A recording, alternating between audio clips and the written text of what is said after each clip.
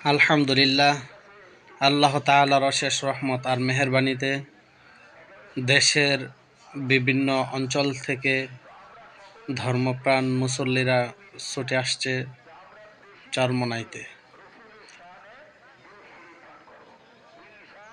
চরমোনাই মাহফিলকে কেন্দ্র করে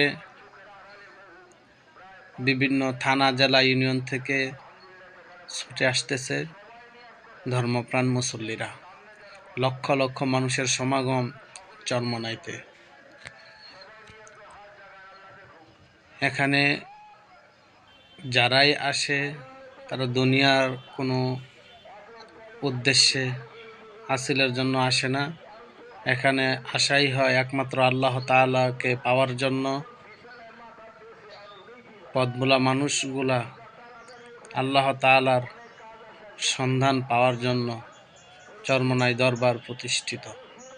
চরমোনাই দরবার প্রতিষ্ঠা করেছিলেন সৈয়দ এসাক রহমতুল্লাহি আলাই। সৈয়দ এসাক রহমতুল্লাহি আলাইয়ের পরে এই দরবারে পরিচালনা করেন সৈয়দ ফজলুল করিম রহমতুল্লাহি আলাই।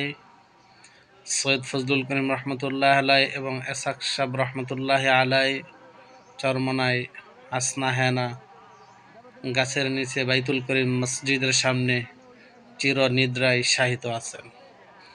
বর্তমান চরমোনাই পীর মুফতি সৈয়দ মোহাম্মদ রেজাউল করিম, তিনার এই 3 দিন 3.5 দিনের বয়ানে